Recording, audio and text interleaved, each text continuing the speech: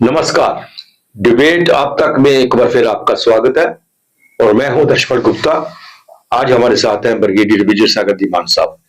Brigadier साहब, आपका बहुत बहुत स्वागत है। थैंक यू वेरी मच आदर्श जी, धन्यवाद बहुत बहुत। ब्रिगेडियर साहब, हमने पिछली बार चर्चा की थी जिस वक्त की कहा था कि 20 जनवरी को ट्रंप जिस वक्त सौगंध लेंगे नई गवर्नमेंट की वहां पे यूएसए में, तो एक सीज फायर का माहौल बन रहा था। 20 को ही सीज फायर हो जाएगा इजराइल और हमास के बीच में। सीज फायर तो वैसा हुआ, लेकिन उसके बदले में जिस तरह से वहां से वो जो रिलीज किए जा रहे हैं जो बंधक थे, अगर हमास से करता है तो दूसरी तरफ से पारा होते हैं, लेकिन हमास की तरफ से जो इनिशिएटिव जिस तरह से लेना चाहिए था, लोग इंतजार कर रहे हैं उनके कि हमारे कब आएंगे लोग यहाँ से, वहां बैठे हुए हैं, तबाही हो चुकी है, लेकिन वो उस तरह से फास्ट नहीं है हो रहा है जिस तरह से उम्मीद लगाई जा रही थी कि शायद प्रेसिडेंट ट्रंप बनने के बाद और इसमें ज्यादा इंटरेस्ट लेंगे और जल्दी काम होगा। ऐसा कुछ दिखाई नहीं दे रहा। देखिए, जहां तक प्रेसिडेंट ट्रंप का सवाल है, उन्होंने बोला था I am going to take office on 20th January, और अगर तब तक सीज फायर डील एक्सेप्ट नहीं होती है, he'll will lose out in west Asia. एक धमकी थी हमास को कि जो इजिप्ट और कतर मिलकर के जो सीज फायर डील एक ब्रोकर कर रहे हैं उसको आप मान जाइए। और मेरे ख्याल में ये जो डील जहां तक अभी तक हमें समझ आया उसका फेज 1 वो बड़ा जबरदस्त टिल्टेड है टुवर्ड्स हमास, क्योंकि अगर उन्होंने 3 हॉस्टेजेस छोड़े हैं इजराइल के, तो बदले में 90 लोगों को रिलीज किया पैलेस्टीनियंस को।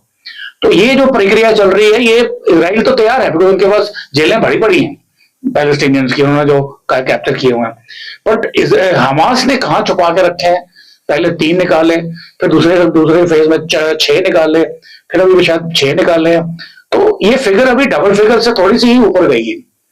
इसका मतलब ये है कि हमास को कुछ प्रॉब्लम है। प्रॉब्लम ये भी हो सकती है कि शायद उनके पास हॉस्पिटल हो ही ना। जब वो लिस्ट मांगते हैं इजराइलीज, तो लिस्ट फोर्थकमिंग नहीं होती है, वो टाइम लगाते हैं। अब इसमें एक चक्कर है, ये क्यों हो रहा है? क्योंकि उनको भी हमास ने जब पहले मना किया था, उनको पता है कि डोनाल्ड ट्रंप कोई गड़बड़ करेगा, तो वो भी थोड़ा टाइम बाय करने की कोशिश कर रहे हैं। अभी जैसे अभी ट्रंप ने बोला कि जितने भी गाजा के लोग हैं पैलेस्टीनियंस, इन सबको डिपोर्ट कर दो सीरिया में या इजिप्ट में, शॉर्ट टर्म के लिए या लॉन्ग टर्म के लिए, and then they will come back. जो कि सीरिया ने भी मना कर दिया, लेबनान में मना कर दिया और इजिप्ट में मना कर दिया। तो ये एक तरीका था। अब इसके पीछे लगता यह है कि मंशा क्या है यूएस की या इजराइल की? मंशा ये है कि जो गाजा है वो पैलेस्टीनियन से मुक्त हो जानी चाहिए। जैसे गाजा का कंट्रोल जो था वो पैलेस्टीनियन एडमिनिस्ट्रेशन के पास था। और मजेदार बात दर्जी ये है कि जो हमास है ये क्रिएटेड ही इजराइलीज की है। बिल्कुल, इन्होंने इसको पैलेस्टीनियन ऑर्गेनाइजेशन, जिसमें पीएलओ के पहले यासिर अराफात होते थे, जिनके साथ हमारे बड़े अच्छे रिलेशंस थे, तो ये उनको काउंटर करने के लिए हमास बनाई थी। अब वो ये ना कि जो भी आप टेररिस्ट ऑर्गेनाइजेशन अगर बनाते हैं तो इट्स अ टाइगर, आप उसको राइड तो कर सकते हैं बिल्कुल, बट जिस दिन उतरोगे वो पहले आपको खाएगा। तो इसी तरह से उन्होंने गाजा की जो एडमिनिस्ट्रेशन थी वो पूरी की पूरी कैप्चर कर ली है। अब जो इसकी शर्तें हैं सीज फायर की, उसमें जो सबको समझ में आ रहा है कि अमेरिकन और इजराइलीज का मेन पॉइंट ये है कि ये 2 नेशन थ्योरी नहीं, 1 नेशन ही चलेगा अंडर इजराइल, वो बिल्कुल नहीं छोड़ेंगे। और उसमें ट्रंप उनकी पूरी मदद कर रहे हैं। तो इस चक्कर में अब हमास की क्या मंशा है या उनको भी समझ आती है, वो भी आके बयान देते हैं, वो भी आके अपना दुखड़ा रोते हैं। और ये है कि जो उनको एड मिलनी थी, 900 ट्रक्स जो हैं वो साना क्रॉसिंग से क्रॉस करके ऑलरेडी गाजा में जा चुके हैं। तो दे आर लिटिल कंफर्टेबल, वहां महामारी के कोई संकेत नहीं है। पर हमास को यह भी पता है कि ईरान है उनका समर्थक। अभी आज की डेट में हिजबुल्लाह भी मोर और लेस फिनिश्ड है, हमास भी फिनिश्ड है, मगर उनको लगता है कि ईरान अभी भी उनकी एड में आएगा, क्योंकि ईरान के जो फॉरेन मिनिस्टर हैं वो काफी देर रशिया में बिता के आए और उन्होंने ओपनली डिक्लेयर किया है कि हमने एक सामरिक समझौता किया है डिफेंस का और फ्रेंडशिप का। अब ये सामरिक समझौते में क्या है, अंदर बहुत सारी डील्स उन्होंने बताई हैं और बहुत सारी हमें शायद ना बताई भी ना हो, कि अगर वो एक ब्लॉक वो बना लेते हैं और एक ब्लॉक ये बन जाता है तो हमास को फिर भी शायद कहीं पे ऑक्सीजन मिलने की उम्मीद है।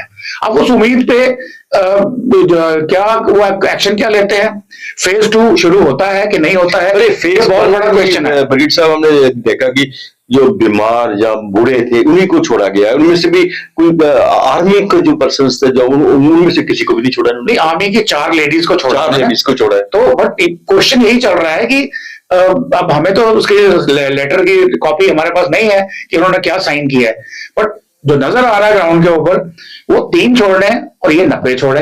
तो अभी किस तरीके से क्या ल्योरमेंट दी जा रही है, और हमास देख रहा है कि ईरान और रशिया का क्या गठबंधन बनता है। हूतीज को थोड़ी सी शाय मिली थी, वो अभी उन्होंने खैर पहले 2-3 बार हमले किए इसराइल के ऊपर डायरेक्टली, बट थोड़ा शांत है वो भी, बट बयान जरूर देते हैं कि हम छोड़ेंगे नहीं, हम ये कर लेंगे, हम वो कर लेंगे। अब इनका मकसद ये है ट्रम्प का कि अगर ये इस किस्म की सिचुएशन को रहने दें, जैसे सीरिया में अगर ये चले जाते हैं या हूतीज रह जाते हैं, तो ये एक किस्म का अफगानिस्तान बन जाएगा सीरिया में या इवन यमन में फॉर दैट मैटर। और ये अफगानिस्तान बनके जो है ये पक्का 100% के, मैं कहता हूं 1000% ये बदला लेने के लिए अमेरिका के मेनलैंड पर जाएंगे, जो ट्रम्प को भी मालूम है। तो वो चाहते हैं कि इसको कहते हैं निप द बड, तो वो सब कुछ यहीं पे खत्म कर दिया जाए।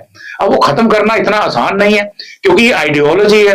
अगर आप विजुअल्स देखें टेलीविजन के ऊपर, वहां छोटे छोटे बच्चे हैं वो सेलिब्रेट कर रहे हैं। तो मैंने उधर पहले ही बोला था, मैंने कहा देखिए ये फ्यूचर हमास लीडर्स हैं, इन 15 साल के बाद ये क्लिपिंग रखिएगा, यही बनेंगे।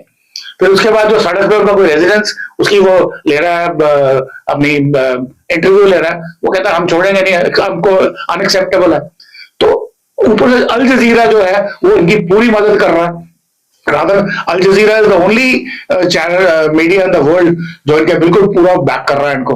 अब इस किस्म की सर्कमस्टेंसेस में ये सोचना कि भाई मिलिट्री तरीके से ये पूरा का पूरा खत्म कर लेंगे, मुझे नहीं लगता वो पीस कहने के अभी वेस्ट एशिया में आने नहीं वाला।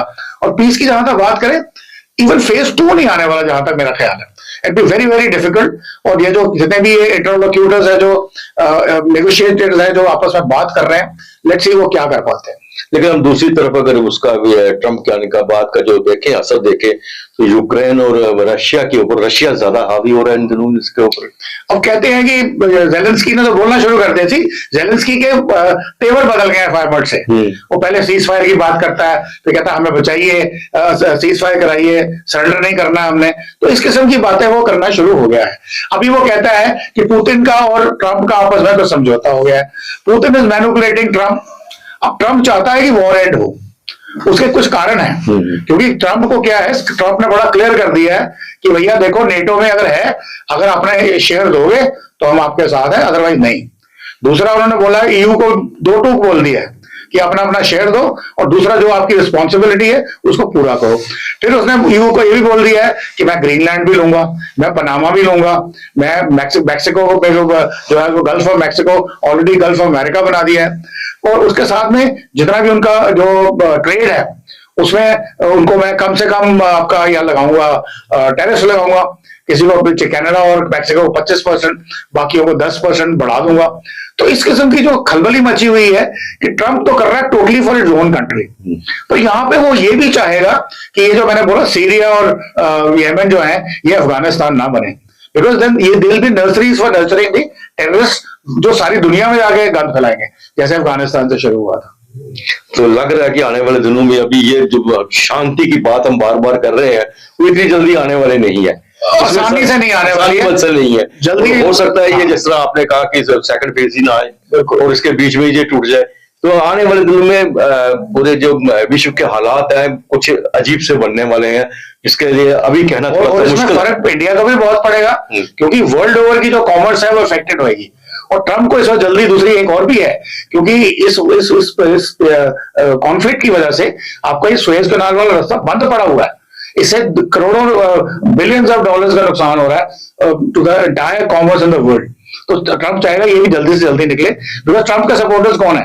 वो सारे बिजनेस हाउसेस हैं, बिल्कुल, जो वर्ल्ड ओवर ट्रेड करते हैं, चाहे वो आर्म्स लॉबी है, चाहे वो फार्मा लॉबी है, चाहे वो ये एनर्जी लॉबी है। तो वो सब उसको प्रेशराइज कर रहे हैं कि इसको खत्म करिए। अब खत्म करना is not a easy issue. बिल्कुल सही कहा आपने।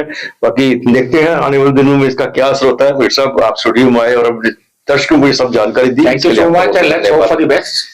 अगले प्रोग्राम में फिर आपसे भेंट होगी, तब तक इजाजत दीजिए, नमस्कार।